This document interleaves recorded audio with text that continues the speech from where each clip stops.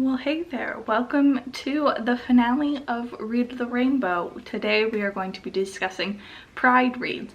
I should get the books out. So, quick recap, if you haven't heard me blabbing about this for the past couple of weeks, there's a link to the playlist of all the Read the Rainbow stuff. But basically, we're reading 6 books each round around a theme, and the theme that we're doing today is Pride reads. So there are 6 books we're going to talk about. They are, in color order, Carmilla by Sheridan the Fanu, Tomboy Survival Guide by Ivan Coyote, I'll Be the One by Lyla Lee, The Gilded Wolves by Roshani Chokshi, The Deep by River Solomon, and then I Lied to You. Are we not surprised? I had said that I was going to read Love Beyond Body, Space and Time, an Indigenous LGBT sci-fi anthology edited by Nicholson, but I read a little bit of it and I just wasn't feeling it. And also I decided that based on the way that we're ranking these, like by writing and setting, a short story collection didn't really lend itself to a concrete rating. That's what I tell myself to sleep at night, so I scrapped that, and instead we're going to be talking about Into the Neverwoods by Aiden Thomas. This was also just something that I'd been really looking forward to for a while, and I wanted an excuse to slot it in. The ranking categories here are also a bit more broad because we weren't reading in a specific genre, so I just stuck with 4 doorways, writing, setting, character, plot, and then also how gay is it? Which is really tough to quantify a lot of the time. I'll talk through my rationale for each of these, but yeah, there's some surprises in here, I think. So without further ado, I think I'm done all the preamble. We can talk about the books in order from least to best to best. And the least best, not surprisingly, maybe surprisingly, is Carmilla by Sheridan the Fanu. This is a classic gothic lesbian vampire story, which sounds great, but I think I've realized a couple things. First of all being, I don't like gothic. I think gothic is just sort of a cheap trick and it never pays off in the way that I want it to. Like, I love the idea of a gothic setting, but it's literally never worked for me. The second thing I realized, and I think this is disputed, but I agree with the thing that I saw that said this, is that this is actually a cautionary tale against lesbians because one of them is a vampire and the other one's a human, and she like corrupts her with her feminine wiles, and all of the gay stuff was just implied. There was some stuff about how they like kiss, but because it's an older novel, it was written in 1872, I think, the affection that people give each other is very different. So I couldn't really tell if they were relating in a romantic way or in just like a very friendly way, as I feel like a lot of classic books do. It was also just so boring. Like, I seriously considered DNFing it until I got the audio for it because it's just the same writing over and over again. This is a book that was serialized. That's another thing I figured out. Don't read serialized fiction because it's just wordy for no reason, and that is something that I absolutely hate. So this one, I think I gave it a 2-star on Goodreads because there are some interesting ideas presented here and some cool stuff. Like, there's a story here worth telling, but the author doesn't seem to want to tell it. So this is in the last place spot. Then after that, in the 5th place, we have Into the Neverwoods by Aiden Thomas. I really wanted to love this, and I just didn't. This one also, nothing in the story is gay. There's no mention of sexuality of any time. There's maybe some hinting at transness from the part of Peter. He says something about how he doesn't feel at home in his body, which, if we're being very generous, sure, but the author Aiden Thomas is a trans man. There would at least be something here that like justifies me reading it for this.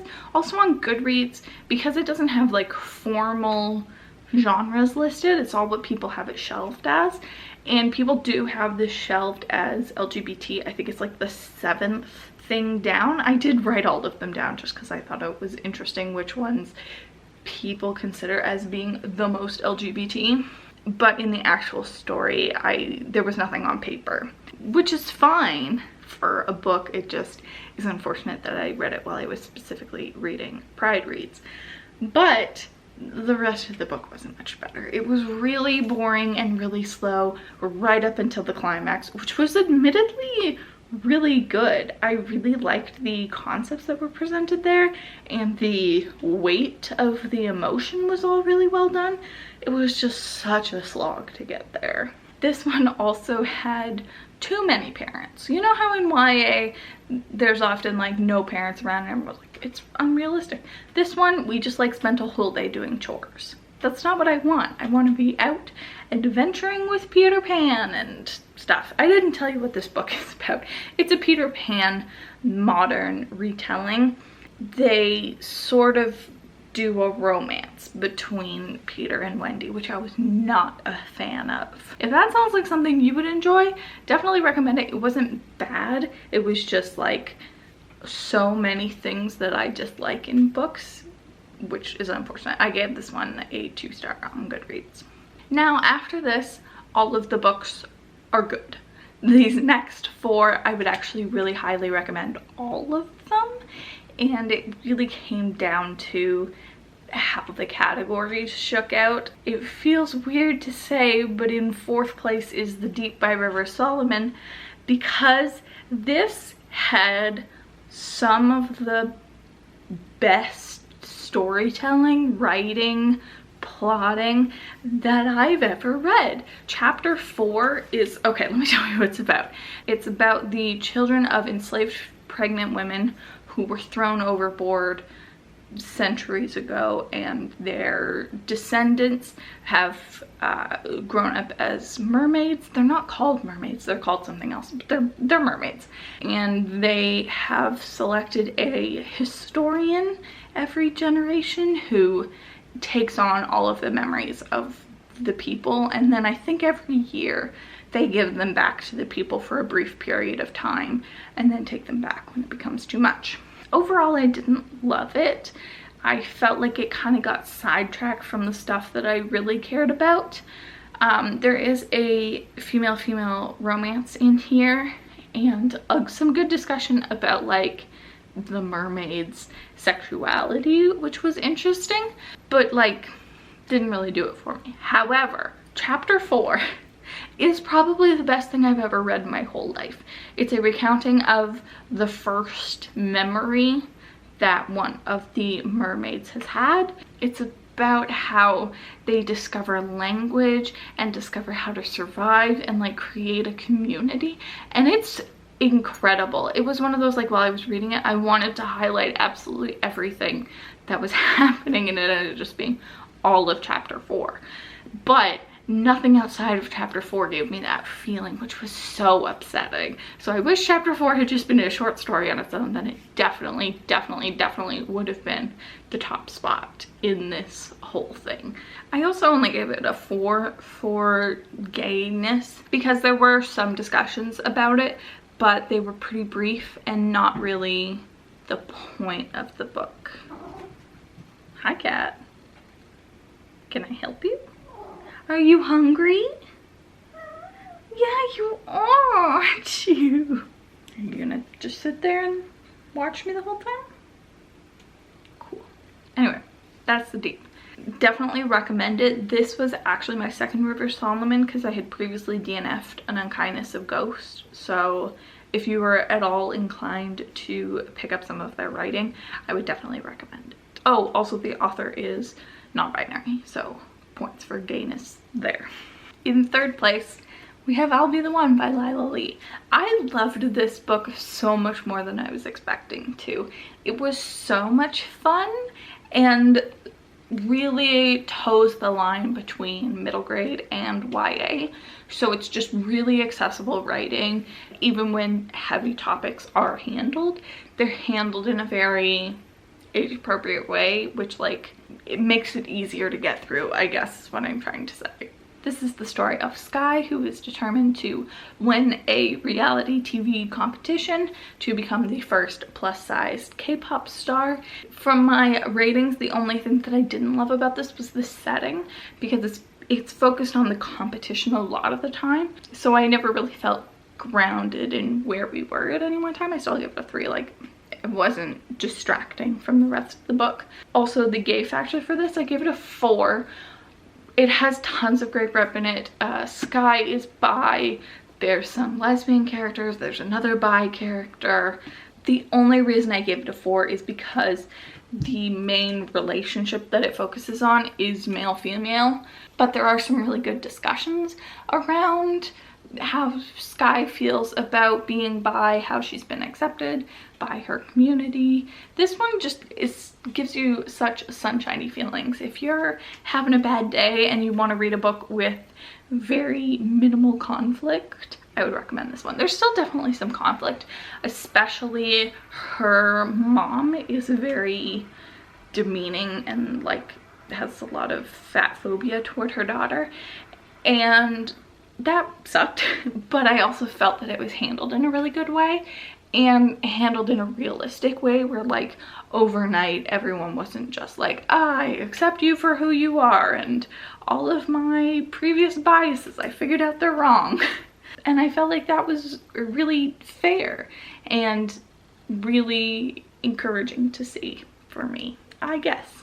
Highly recommend this one. I'm so happy that I loved it. I told you these top 4 were gonna get tough. In the second place spot, we have the gayest book on this list, the only one to get a 5 out of 5 gay, and that is Tomboy Survive by Aiden and Coyote. This was really interesting. This is the only nonfiction on the list, and I was worried that that would take away from it, just because you don't usually have such an emotional connection to nonfiction.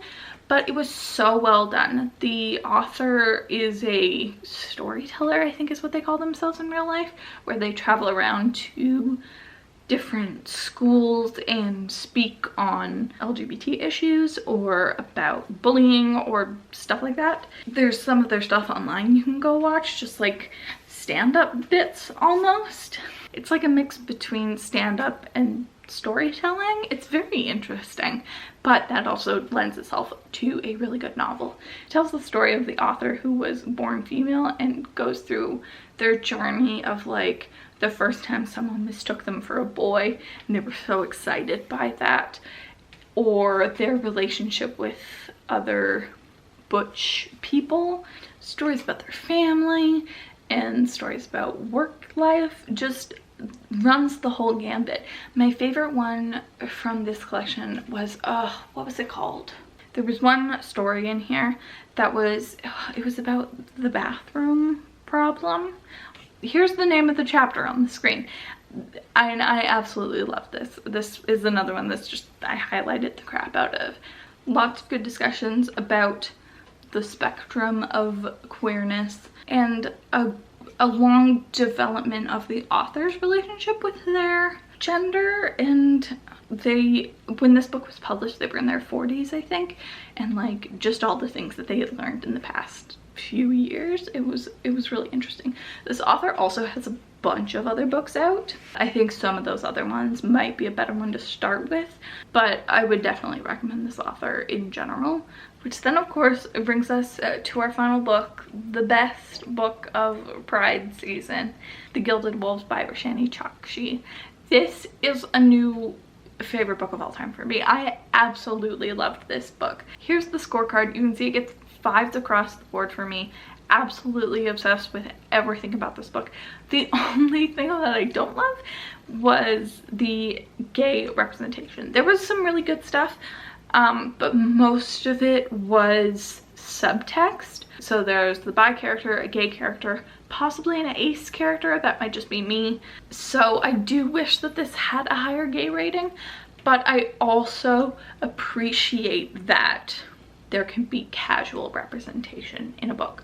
Like, this book didn't have any discussions of what it means to be gay and all the prejudices around it and stuff. It's just like, no, some of these kids are gay and we don't even have to talk about it. It's not a big deal, which I love. Like, we need both sides of it. And I do think I may have given this a 3 just because of the ensemble cast, how many gay characters there were, except that the main relationship in this was a male-female relationship. So maybe my bad for not having the gayest book in the top spot, but absolutely everything else about this book was 10 out of 10. I'm obsessed with it. I loved everything about it. I loved the writing. I loved the humor. I loved some of the plot twists in there. There was a third act thing that happened that I just like couldn't believe the author went there. I loved that there were puzzles that were like actually solvable. I loved how every single thing in the book had proper setup. Like if something happens, it's going to come back somewhere later in the novel. Just perfect setup and payoff on every single page. I'm obsessed with it. It's okay, I haven't said what it's about. This is about a group of people. I want to say kids. I think they're teens or early 20s. The main guy, Severin, is the heir to his house of magic, but he has been dethroned unjustly. And so it's like a heist novel. They're trying to like retrieve artifacts that will help him prove his rightful place as the patriarch of this house. And just all of the characters in this were so varied. Their relationships with each other were so complex, but like also everyone has a relationship with everyone else and they all know different things. The mystery was great. The setup for the second book I'm not even mad at. Like it ended this book well and then dropped some tantalizing stuff at your feet just to make you want to read the next book as soon as possible, which I'm probably gonna do because the third book, which I think is the finale, comes out in September. So y'all best believe we're extremely excited about it. There is nothing in this book that I don't love. I can't think of a single moment that was wasted. It's just a masterclass in storytelling. I'm just in love with it. I cannot say enough good things about this book.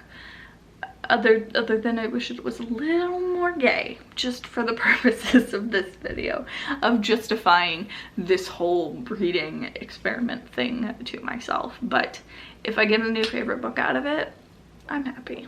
Alright, well that is the end of the video, the end of my Read the Rainbow series. Thank you so much for joining me.